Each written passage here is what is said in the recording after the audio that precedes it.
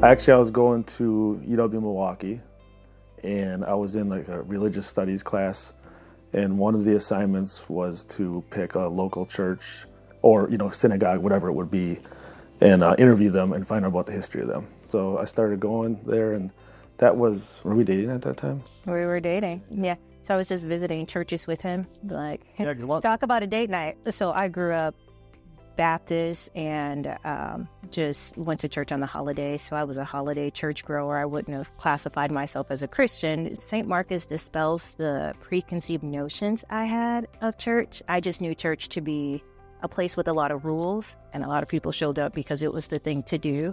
And I didn't feel that at St. Marcus. And so I was like, oh, just me being me. They just show up different. As far as growth group goes, we attended our first one, I think this was 1 year, right? Because then they were moving, and then they needed someone else to basically host, and that's when we started hosting. And I thought he was crazy. Like, he was just like, well, we'll host. And I'm like, our kids are little. We are not hosting. And he was like, yeah, we are. So I had one condition for hosting, right? Which was kids. No, this is my thing. The one condition was that kids can come and just run around this house, and that we would provide dinner because A, I'm a control freak, and then B, it was, I remember when the kids were younger and we'd be like rushing after school to get them something to eat, get to growth group, do all these things. And I was like, I don't want anybody to have to do that, and I don't want to do that. So by me providing dinner, no one has to stop at the store, get the sour cream, or make a dish to come. And I know the meal is going to be exactly as I want it. And my growth group is my test group.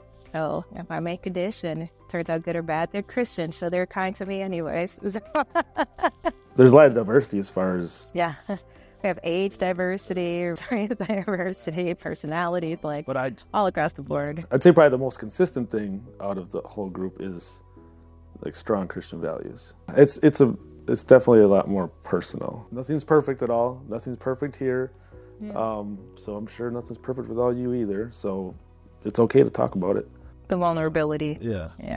My mom started coming to St. Marcus as a result of coming to growth group.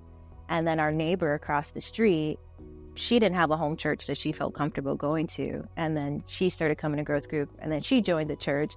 And so, I don't know, for us, it was kind of cool to see the power of growth groups. Before they had a home church, they were like connected to this community. And then it's just like, hey, I want to check out this church. And now they're part of this bigger family. One of the things that I think is pretty different about growth groups is the Bible, you have knowledge and you can learn it. And growth groups helps us apply it, like dissect it and know what to do with it in day-to-day life, and like really be able to talk that out amongst friends.